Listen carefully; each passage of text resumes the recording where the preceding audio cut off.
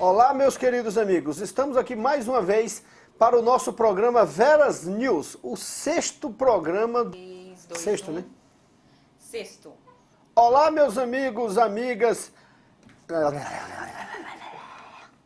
Olá, meus queridos amigos, estamos aqui mais uma vez para o nosso programa Veras News, o sexto programa do ano de 2015, gravado exatamente no dia 14 de dezembro. São vários assuntos, galera, e nós vamos começar pela reunião do G20, que ocorreu no dia 16 de novembro.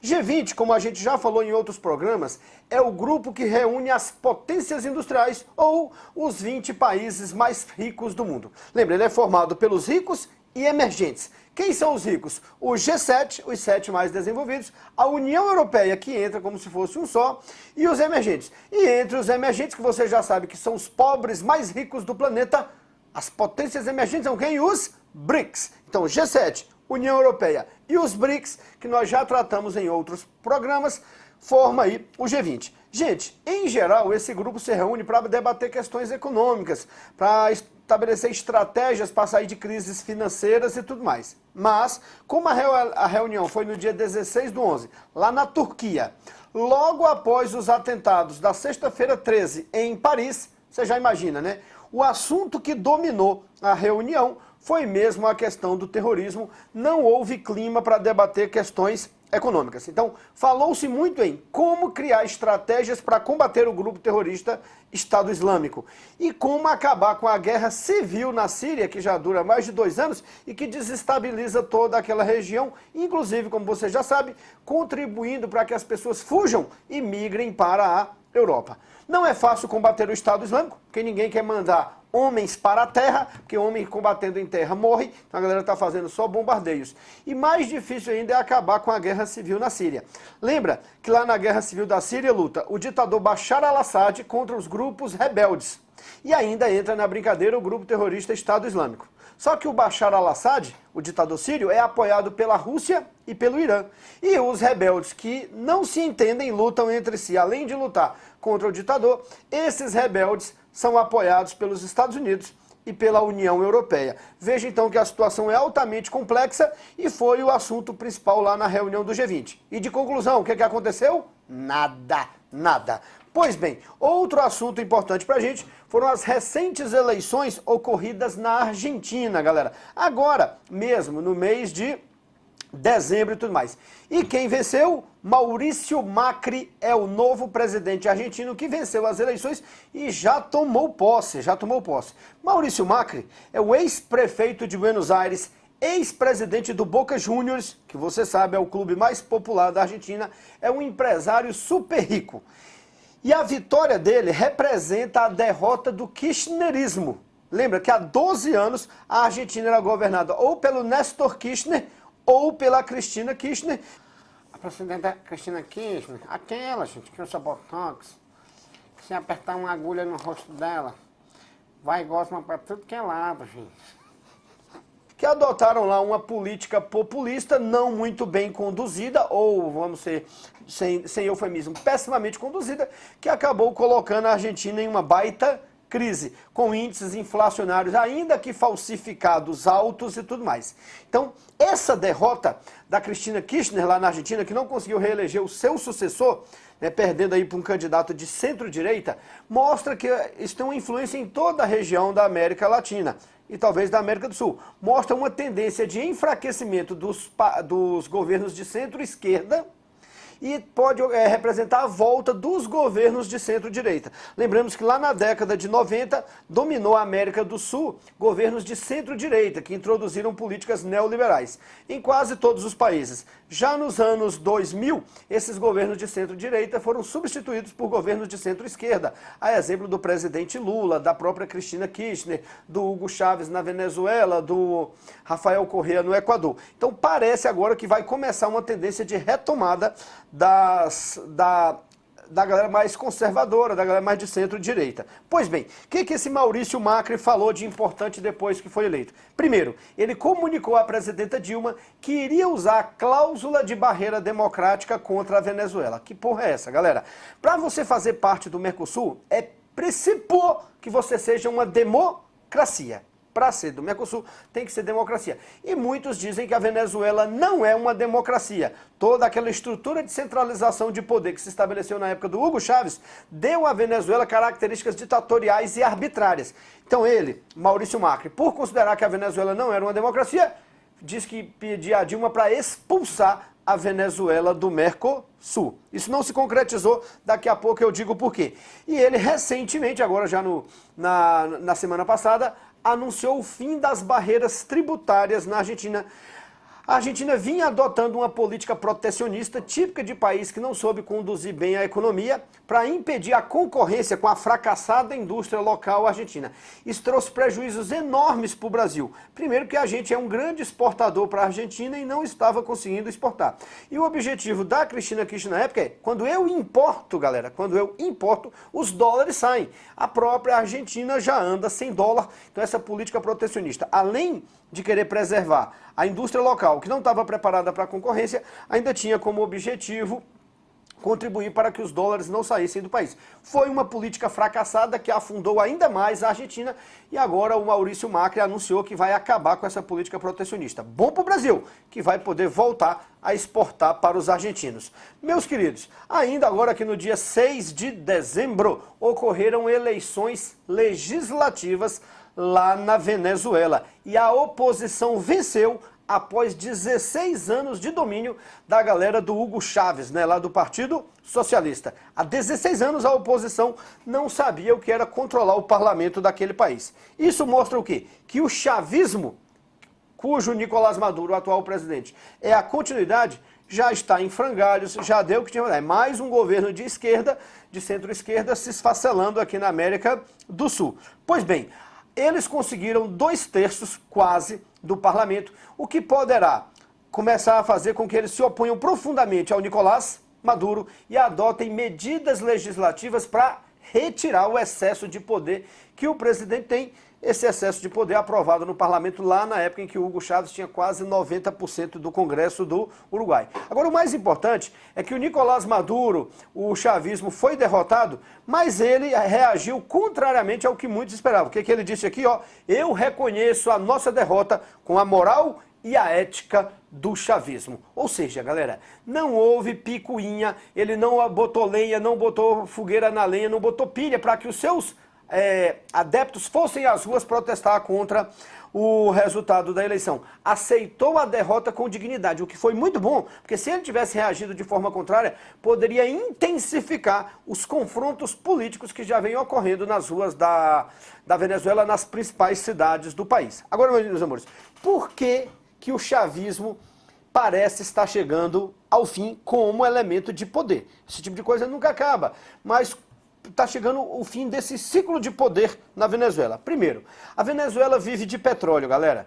A produção de petróleo está em queda por causa de políticas fracassadas da PDVSA, que é a estatal de petróleo de lá, e porque o próprio preço do barril de petróleo caiu significativamente nos últimos 5 anos aí no mercado internacional. Um país que vive da exportação de petróleo, produzindo menos e com petróleo de baixo valor, o que aconteceu com o PIB? Afundou, a economia do país afundou. Tudo que a Venezuela consome, praticamente tudo, ela importa. O país não produz quase nada, eles dependem do petróleo para importar. Se não tem petróleo, não tem dinheiro para importar, logo não consegue trazer produtos. E há no país uma crise de desabastecimento, os mercados estão vazios, as prateleiras vazias, e muitas cidades as pessoas têm que fazer filas quilométricas para comprar produtos básicos, como papel higiênico, por exemplo, e sabão. Claro que isso gera toda uma insatisfação na população. E o pior, quem tem para vender, vai vender a um preço caro. Logo, a inflação lá na Venezuela está o quê, galera? Estratosférica. Então, além dessas medidas econômicas ruins que desagradam a população, a postura arbitrária e ditatorial do presidente Nicolás Maduro, que persegue seus opositores políticos e até mandou prender, né, sem os devidos trâmites judiciais, na nossa lógica aqui jurídica, os seus opositores, entre eles o Leopoldo Lopes. Tudo isso, somado à questão política, somado à questão econômica, levou a uma insatisfação da população, que representou a derrota agora do governo e a vitória da oposição nas eleições parlamentares. Agora veja bem, o presidente Maurício Macri, da Argentina, havia dito que iria usar a cláusula de barreira contra a Venezuela. Mas a eleição acabou de rolar e ela se mostrou altamente democrática, altamente clara, uma limpa, transparente. Órgãos internacionais acompanharam a eleição na Venezuela. Ou seja, aquela acusação de ditadura que o Maurício Macri tinha, meio que foi por água abaixo com esse processo eleitoral muito transparente lá na Venezuela, segundo os órgãos internacionais. Depois dessa eleição, então, o presidente argentino Maurício Macri disse que não vai mais usar a cláusula de barreira democrática para expulsar a Venezuela. Beleza? Pois bem, outro assunto importantíssimo para nós e que os órgãos, as bancas realizadoras de concurso adoram cobrar em prova é a questão ambiental. Final de novembro, 12 de dezembro, ocorreu o que, galera? A COP21. A 21ª Conferência das Partes lá em Paris. Que partes é essa? As partes que debatem as mudanças climáticas e o aquecimento global. Então, todo santo ano, no final do ano, é feita essa reunião chamada COP. E qual é o objetivo? As autoridades internacionais se reúnem para debater as mudanças climáticas, o aquecimento global e, acima de tudo, tentar criar um documento que possa substituir o protocolo de Kyoto. Lembra que o protocolo de Kyoto só vale até 2020. Então, lá em Paris, estavam presentes 196 países, foi uma mega reunião, 40 mil participantes, 3 mil jornalistas, mesmo com todo o medo do terrorismo. Veja a magnitude desse evento. E o que polemizou lá? Por que era difícil chegar a um acordo? Países ricos e emergentes não conseguem ainda chegar a um acordo a respeito do percentual que cada um vai ter que reduzir nas suas emissões de gases de efeito estufa. Em geral, os países ricos querem que ricos e emergentes reduzam a mesma quantidade e os países emergentes querem que sejam quantidades diferentes, já que os ricos têm mais culpa no cartório, na poluição e no aquecimento global, eles teriam que ter metas mais ousadas, maiores, tá claro? Mas a COP21 finalmente chegou a um acordo, depois de 21 ocorreram 20 COPs antes, e nas 20 anteriores a gente fracassou na tentativa de criar esse acordo global e tudo mais. Pois bem, agora chegaram a um acordo. O que saiu de lá, galera? Um acordo obrigatório, vinculante, legalmente vinculante. Então os países serão obrigados a cumprir. Um acordo obrigatório para enfrentar as mudanças climáticas. Esse acordo, cada país adotou sua própria meta. Veja que não há uma meta única. Como havia aquela polêmica, cada país adota a sua própria meta apresentada lá. E a cada 5 anos, eles terão que fazer reuniões para rever essas metas de redução da emissão de gases de efeito estufa. Tudo isso com que objetivo? Para tentar limitar o aquecimento global entre 1,5 e 2 graus Celsius. Segundo os cientistas, se a gente mantiver esse aumento da temperatura entre 1,5 e 2, a gente evita grandes catástrofes. Se chegar a 3 ou mais, aí, meu amigo, nem Jesus na causa e tu vai morrer queimado pelo aquecimento global ou afogado, já que o nível do mar está subindo, ou vai morrer pelas catástrofes climáticas, furacões, tempestades, e a desgraceira vai acontecer no planeta se passar de 3. Se ficar entre 1,5 e 2, aí a coisa está do jeito que os países querem. Outro ponto importante desse acordo é que os países desenvolvidos, a partir de 2020, terão que investir todo ano 100 bilhões de dólares nos países em desenvolvimento para que eles possam se adaptar para adotar práticas de sustentabilidade ambiental, de relações econômicas de equilíbrio entre o homem e o meio ambiente. Então não esqueça, os países ricos vão ter que gastar com os países pobres 100 bilhões por ano a partir de 2020. Para quem entende do assunto, acha que 100 bilhões é muito? Não é nada, é uma merreca. Segundo os grandes especialistas, não vai dar nem para resolver. E mesmo sendo considerado uma merreca, Deus é que sabe se esses países desenvolvidos realmente vão querer gastar esse dinheiro.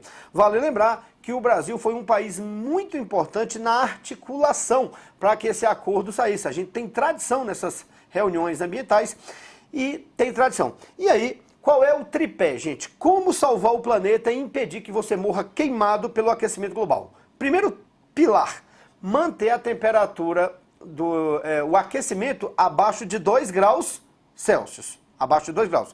Segundo, eliminar os combustíveis fósseis. Há um compromisso no documento de até o ano 2100 eliminar a queima de combustíveis fósseis. Essa era do carvão, essa era do petróleo, essa era do carbono, que começa lá com a Revolução industrial. Segundo os cientistas, a partir de agora desse acordo, ela está com os dias contados. Então, eliminar a queima de combustíveis fósseis e substituir por energias renováveis e alternativas. E, por fim, revisar essas metas a cada 5 anos para que os países estejam continuamente obrigados ou se sentindo obrigados a reduzir suas metas de emissão. Então lembre-se, a COP21, realizada em Paris, que debate as questões climáticas, finalmente chegou a um documento, um acordo global para controlar o aquecimento global. Outra questão ambiental, desastre de Mariana. 2 barragens da empresa Samarco se romperam lá em Mariana e uma verdadeira avalanche de lama com rejeitos minerais e metais pesados desceu morro abaixo.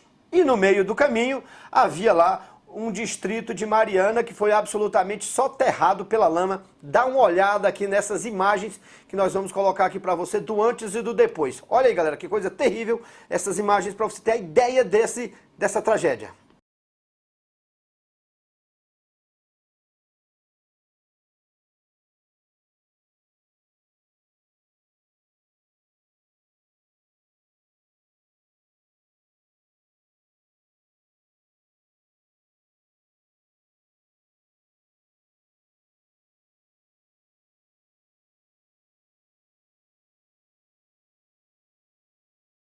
Pois bem, senhores, pois bem, qual foi o resultado disso? Quase 20 vítimas entre mortos e feridos, na parte humana. O maior desastre ambiental da história do Brasil e é considerado um dos maiores desastres ambientais do planeta, tá? Segundo especialistas na área, a gente pode levar décadas ou até séculos para recuperar aquela região desses impactos ambientais. Além do impacto social, porque à medida que a lama foi descendo, ela chegou à bacia do Rio Doce, uma importante bacia hidrográfica da região de Minas Gerais e Espírito Santo, e várias cidades que captavam a água do Rio Doce para o abastecimento local estão comprometidas. Lá em Valadares, o povo estava saindo no fight para ver quem ia pegar mais água que chegava lá na região. Gente, vale lembrar que essa tal de Samarco, ela é uma empresa privada, mas que tem 50% de acionista quem? A Vale do Rio Doce. Vale do Rio Doce, metade é privada e metade é do Estado brasileiro, e também a BHP Billiton, que é a maior mineradora do planeta. Então a Vale do Rio Doce e a BHP Billiton, que é a maior mineradora do planeta, são sócias da Samarco. Então esses camaradas têm grana que só a bodega, tá entendendo? Resultado, vendo que eles têm grana demais, que os impactos sociais e ambientais são gigantescos, o Ministério Público agiu e de cara fez um acordo com a empresa para que R$1 bilhão seja repassado para cobrir danos ambientais e danos materiais. E o IBAMA aplicou uma multa de 250 milhões. 1 bilhão e 250 milhões. Você acha isso muito dinheiro? Nada, nada. Segundo os especialistas, meus amores, isso é uma merreca quando comparado ao tamanho do desastre social e ao tamanho do desastre ambiental que passou. E como você já viu aí na imprensa, aquela lama tóxica já chegou ao Oceano Atlântico e vai provocar alterações também em toda a vida marinha ali no tô doidão, ó, no litoral do Espírito Santo e no litoral da Bahia. Ou seja, a chapa tá esquentando. E quantas pessoas foram presas? Quantas? Zero. Zero. Não é coraçãozinho não, é zero. Nada de gente preso. Pois bem, outro assunto importante, a política do filho único na China acabou. Lá na China, galera, desde 1979, o presidente da China estabeleceu a política do filho único. Que história é essa? Não precisa dizer que chinês adora fazer menino, né, galera? 1 bilhão e 300 milhões de pessoas é a população do país. E aquilo ali estava um período de grande explosão demográfica. Então, na caneta, na marra, o governo tentou controlar uma questão cultural que é fazer muito filho. E a partir de 79, somente cada casal só podia ter um filho na China. Qual era a exceção? 55 minorias que você tem lá na região que o governo liberou, minorias étnicas, e os casais da zona rural. Lá na zona rural precisa de menino para ajudar como mão de obra. Lá na zona rural ninguém paga celular. Não, o moleque trabalha na enxada mesmo, não tem escola particular, nem videogame, nem idinha por cinema, nem saidinha com os amigos, não. Então o menino lá na escola rural é mão de obra. Então o governo liberou que quando o casal tivesse uma menina de primeiro filho, ele poderia tentar outro, um segundo, na esperança de que viesse um menino. Só na zona rural. Na cidade não, só um. E quem tentasse fazer mais era até preso ou multado na China. Então era uma rigorosa política de controle de natalidade. Lembra que a China é uma super ditadura, galera. Então esse tipo de coisa só dá para fazer em ditadura. Quais foram as consequências, meus amores, dessa política de filho único? Primeiro, o infanticídio feminino. Em muitas regiões da China, como a mulher é desvalorizada e discriminada em toda a sociedade asiática, porra, se eu vou ter um filho só, pensavam eles, eu não quero que ele seja discriminado. Então, quando nascia menina, eles matavam em muitas regiões. Infanticídio feminino foi uma prática comum lá nos anos 80. Depois, com o avanço da ciência, lá já na gravidez, descobriu que era mulher. Como é o nome do exame mesmo? Ana? Ultrassonografia. A ultrassonografia, é isso? É, para descobrir o menino lá. Eu não sei, que eu nunca engravidei, eu nunca fiz essas coisas, gente. Então, quando lá pela ultrassonografia descobria que era menina, já fazia o quê? Abortava, e o aborto é legalizado. E, meus amores, chegou a casos absurdos de chamar a atenção internacional de mulheres abortando crianças com 7, 8 meses de idade, ou seja, a criança completamente já formada e tudo mais. Então, tudo isso ainda gerou o quê? Uma proporção entre a quantidade de meninos e meninas. Como ia matando as meninas, como ia abortando as meninas, só fabricava macho na porra daquele país. Resultado, gente, tem lá um monte de chinesinho e não tem mulher. Então vocês, meninas que estão assistindo esse vídeo, estão aqui desesperadas dizendo que não tem homem, vai pra China, porra. Lá tá sobrando homem. Foi idiotice que eu falei, mas você entendeu. Pois bem, a outra consequência disso foi o envelhecimento da população chinesa. À medida que você não fabrica gente, a população vai envelhecendo. E o envelhecimento populacional, qual é a consequência em qualquer época da história, em qualquer parte do mundo? Gera falta de mão de obra, como acontece hoje no Japão, na Alemanha, na Suécia. Então, gente, não tem uma reposição de população, logo não tem reposição de mão de obra, o que te obriga a atrair imigrantes e tudo mais, ou a criar políticas de incentivo para que os casais fabriquem cada vez mais menino. No caso específico da China, tem outro detalhe. Quando você tinha, era o pai, a mãe e um monte de menino. À medida que o pai e a mãe envelheciam, aqueles meninos iam sustentar o pai. Então era a previdência familiar. Aquele monte de filho ia sustentar os mais velhos. Só que agora não. Agora o menino é sozinho, é só ele. E ele tem um monte de... Ele tem o pai e ainda tem os tios para sustentar. Ou seja, os velhos na China, como lá não tem a previdência social como nós temos aqui, a previdência pública, à medida que a pessoa vai ficando velha e ela só tem um filho. E esse filho sozinho não consegue custear aqueles pais. Criou outro problema social. E aí, gente, agora, em outubro de 2015, o Partido Comunista, que é o único partido, é o que manda na China, decidiu que agora vai dar uma liberada. Fim da política do filho único e agora você pode ter quantos? 2. Qual é o objetivo? Repor a mão de obra que, em determinadas faixas etárias que pode começar a escassear na China. Qual foi o problema, gente? Ninguém se interessou.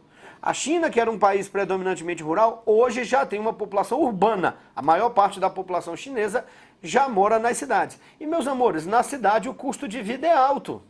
Tá entendendo? Lá no campo, quanto mais menino, mais mão de obra. E na cidade, quanto mais menino, mais prejuízo. Menino custa caro. Marina, minha filha, e Diego, meu filho, sabem que isso custa caro. Tá vendo aí, né? Papai vai cobrar tudo, depois eu vou botar vocês para trabalhar no McDonald's para me pagar o que eu gastei com vocês. Pois bem, galera, presta atenção. Então os casais não se interessaram. Então o governo chinês aí vai ter que logo criar políticas de incentivo para que a galera volte a fabricar menino. Tá claro? Lembra? Se não fizer isso, a economia para por falta de mão de obra. Pois bem, meus amores, o outro problema importantíssimo ocorrido, atentados a Paris. Uma onda de atentados na sexta-feira, 13 de novembro, atingiu a área central de Paris e esses atentados foram reivindicados pelo grupo terrorista Estado Islâmico. Lembrem-se, meus amores, que em janeiro a França já tinha sofrido um atentado, né, o ataque ao jornal Charlie Hebdo.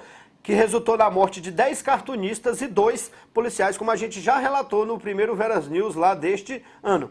Naquela ocasião, a França reagiu, a população foi para a rua, as pessoas usaram camisetas e cartazes escritos o quê? Je suis Charlie. Eu sou Charlie, eu sou a liberdade de expressão, eu sou os valores ocidentais, eu não tenho medo do terrorismo. Mas agora não, gente. Nesses atentados de 13 de novembro, o bicho pegou.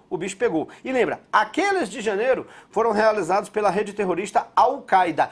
Esses agora, que você vai ver no videozinho que eu vou mostrar para você daqui a pouco, foram assumidos pela rede terrorista, pelo grupo terrorista Estado Islâmico. Neste agora, ninguém foi para a rua. A população francesa está com medo até hoje. O pessoal anda desconfiado. E não é mentira minha. Até fogos de artifício estão proibidos na França. Porque o pânico é tão grande que qualquer barulho, o povo eita porra, é atentado. E o bicho pode o quê, galera?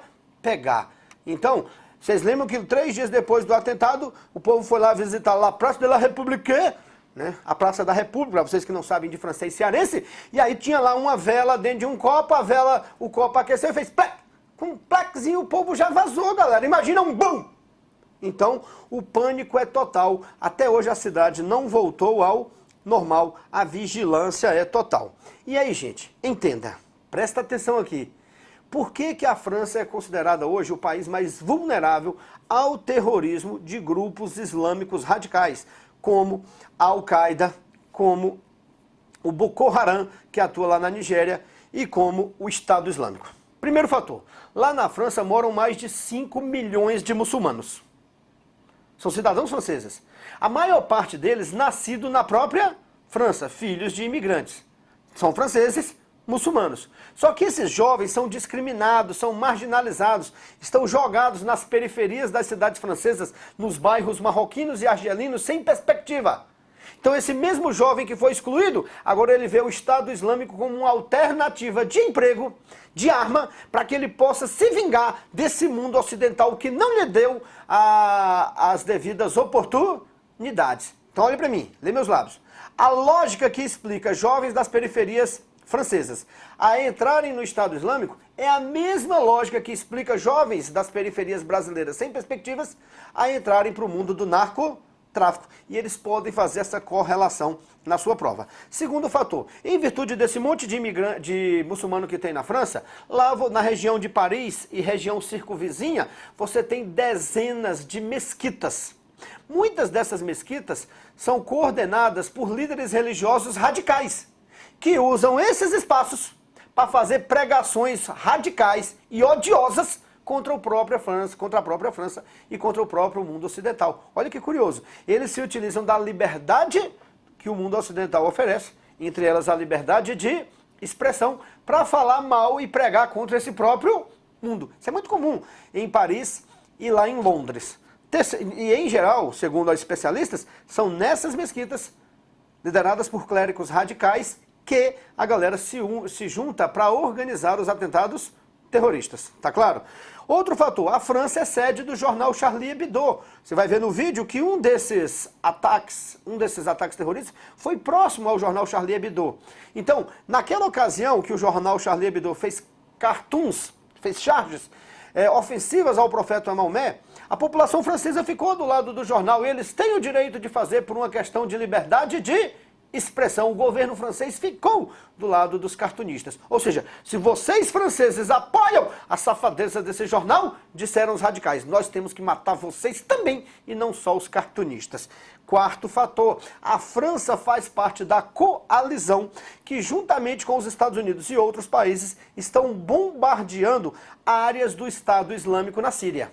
Você sabe que nesses bombardeios não adianta, acaba morrendo inocente. E lê meus lábios, mesmo que não morra inocente, na lógica do radical, na interpretação dele é o quê? A França está matando nossos irmãos muçulmanos, logo nós temos o direito de matar os franceses como forma de vingança. E o quinto fator, a França é o berço da civilização ocidental moderna. Desde lá do iluminismo, do renascimento, né, da Revolução Francesa. Então, esses valores que propagados para o mundo ocidental, como a liberdade de imprensa, a democracia, democracia, a liberdade de expressão são muito relacionadas à história da França. Logo, quando eu radical, quando eu terrorista ataco a França, eu estou atacando os próprios valores ocidentais que eu radical não admito.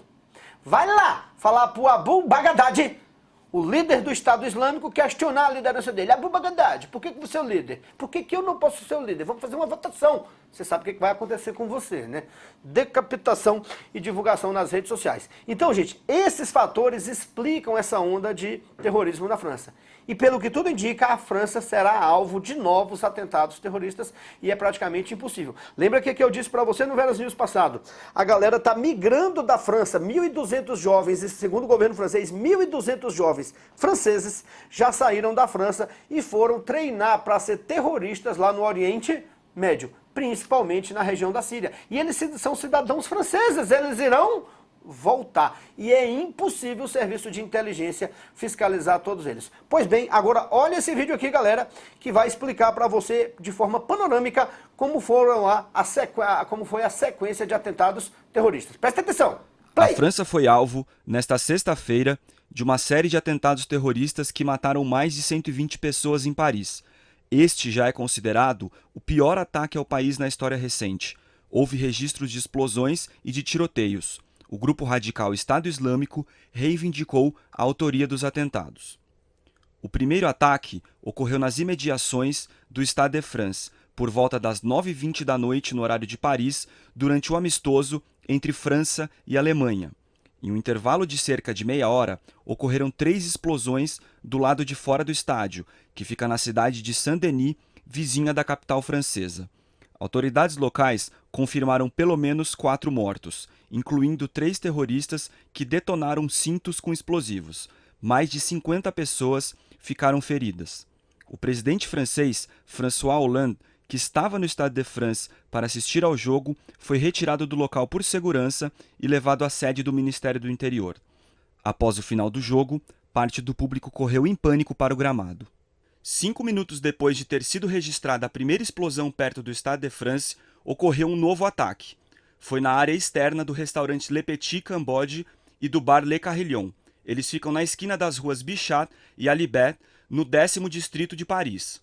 Lá, um homem usando uma arma automática abriu fogo e deixou ao menos 12 mortos. 7 minutos mais tarde, às 9h32 da noite no horário de Paris, na área externa da pizzaria Casa Nostra, pelo menos 5 pessoas morreram em outro ataque com arma de fogo. 8 pessoas ficaram gravemente feridas, segundo o jornal francês Le Monde. Tanto Le Petit Cambodge quanto a pizzaria Casa Nostra ficam na região da Place de la République, perto da sede do semanário francês Charlie Hebdo, alvo de um ataque terrorista que havia deixado 12 mortos em janeiro deste ano. Mais ao sul de Paris, 4 minutos depois do ataque à pizzaria Casa Nostra, o alvo foi o bar e café La Belle Équipe. Ele fica no cruzamento das ruas Faidherbe e Charonne, no 11º distrito de Paris. Ali, um homem que estava dentro de um carro abriu fogo e ao menos 12 pessoas morreram. O jornal francês Le Monde lista 14 pessoas gravemente feridas. Em seguida, às 9h43 da noite, um homem-bomba morreu perto do bar Comptoir Voltaire, na Avenida Voltaire, perto da Place de la Nation, ponto importante da região sul de Paris. Por fim, às 9h49 da noite, na casa de shows Bataclan, junção das avenidas Voltaire e Richard Lenoir, ocorreu o ataque mais grave da série de atentados. Esta última ação durou cerca de 2 horas. Na Bataclan, terroristas abriram fogo durante o show da banda americana Eagles of Death Metal. O Bataclan tem capacidade para 1.500 pessoas e houve pânico durante o tiroteio. Parte do público foi feita refém pelos terroristas e a polícia invadiu o local após relatos de execuções. Ao menos 82 pessoas morreram ali. O jornal Le Monde informa que 4 terroristas morreram, 3 após acionar cintos com explosivos e 1 abatido pela força de segurança. Os integrantes da banda Eagles of Death Metal deixaram o palco fugindo para os bastidores e não ficaram feridos. O irmão do baterista afirmou à emissora americana CNN que os músicos chegaram a ver os atiradores, mas encerraram a apresentação assim que notaram o ataque. O presidente francês, François Hollande, foi a Bataclan pouco depois e afirmou: quando os terroristas estão dispostos a cometer tais atrocidades, eles devem saber que irão encarar uma França determinada. E Hollande acrescentou: iremos conduzir a luta, e ela será sempre implacável. Pois bem, senhores, pois bem, o último assunto nosso é o IDH agora, no dia 14/12, é isso mesmo? Agora, é isso mesmo? Hoje é que dia? Hoje é 17, então eu tô doidão, eu tô gravando isso aqui no dia 17, galera, não é no dia 14 não. No dia 14/12, a ONU, mais precisamente o PNUD, Programa das Nações Unidas para o Desenvolvimento, divulgou o IDH de 2015. Lembra que o IDH do ano é feito com os dados do ano anterior. O IDH calcula a qualidade de vida dos países. Resumidamente, se o país é bom ou ruim para uma pessoa nascer, crescer e viver. E para calcular o IDH, essa qualidade de vida, são levados em consideração 3 fatores: expectativa de vida ao nascer, educação, ou seja, quantidade de gente alfabetizada e quantidade de matrícula nas escolas, e renda per capita. Tá bacana? Ou seja, o tanto que o país fatura dividido lá pela população. O IDH varia de 0 a 1. Quanto mais próximo de 1, melhor a nota, portanto, melhor a qualidade de vida do país. E o que a gente precisa saber? O Brasil avançou e melhorou o seu IDH. A gente saiu da nota 0,752 e foi para a nota 0,755, ou seja, a gente evoluiu 0,003. Tá bom. Apesar da gente ter tido uma leve evolução na qualidade de vida, nós perdemos uma posição. Nós éramos o 74º e caímos para 75º entre 188 países calculados. Então, dos 188 países do mundo, nós estamos na 75ª posição. Significa o quê? Que é melhor você nascer em 74 outros países do que nascer no Brasil, segundo essa lógica de qualidade de vida. Porra, professor, não estou entendendo. Como é que o Brasil avançou no IDH e perdeu uma posição? Nós estamos igual o Rubinho Barrichello. A gente está lento e está todo mundo passando a gente. O que nos passou foi o Sri Lanka. Ou seja, a gente evoluiu, mas o Sri Lanka foi mais rápido do que nós e evoluiu muito mais. Tá claro isso, gente? Pois bem, aqui eles sempre gostam de perguntar isso nas provas. Aqui na América do Sul, o Brasil é a potência econômica. E a gente é o que tem a melhor qualidade de vida? Não! A Argentina está em 40º. Qual é a posição do Brasil? 75º. A Argentina está em 40º. O Chile em 42º. O Uruguai em 52º. E pasmem, a Venezuela, com inflação alta, desgraceira, falta de abastecimento, tudo isso, a Venezuela está na nossa frente em 71º. Ou seja, a gente tem muito que melhorar. E quais são os melhores IDHs do planeta? Quase sempre são os mesmos. Noruega, Austrália, Suíça, Holanda e Estados Unidos. Só para você comparar, o IDH do Brasil é de quanto? 0, o que, galera? 755. O melhor IDH do mundo é o da Noruega, com 0,940. Um IDH quase, o que, galera? Perfeito, quase perfeito. E quais são os piores? Não precisa falar, estão todos lá no continente, o que, galera? Africano. Tá entendendo? É isso aí, meus amores. Presta atenção agora na dica final. Quem for fazer a prova do TJ, agora, domingo, quais os 3 assuntos que mais tem chance de cair, gente? O Estado Islâmico. Então, olha aqui o link, clica nesse link aqui, que você vai ter acesso ao Veras News, que fala do Estado Islâmico. A crise dos refugiados, que eu expliquei para você no Veras News 4 e no Veras News 5. 3 e 5, perdão. Clica aqui nesse link também, do lado de cá, aqui, clica nesse link. Aqui para o Estado Islâmico, clica aqui, para o Veras News 5, para o Veras News da crise dos refugiados, você clica aqui. E o outro assunto que tem chance de cair é a COP21 e o desastre de Mariana, que eu acabei de explicar para você. Confia, galera. Vamos na fé que isso vai cair no TJ. E, meus amores, eu continuo dando aula presencial. A galera lá sabe disso, foi um compromisso meu de campanha continuar dando aula. Então tá aqui, eu continuo dando aula aqui, meus amores, ó, no curso Espaço Campus, principalmente em Taguatinga e Asa Norte. Continuo dando aula no curso Instituto Pedagógico, que é lá em Taguatinga. Continuo dando aula no IMP Concursos, que tem tudo que é lugar. Tá aí o curso. E deixo aqui um abraço, e de vez em quando eu dou aula lá no curso Fênix de Formosa. Um abraço para o curso Fênix de Formosa, para a galera de Formosa. Beijão para vocês. É isso aí, meus amores. Um beijo a todos. Este é o último Veras News do ano e a partir deste momento eu estou de férias, galera. Um grande abraço para vocês. Beijo!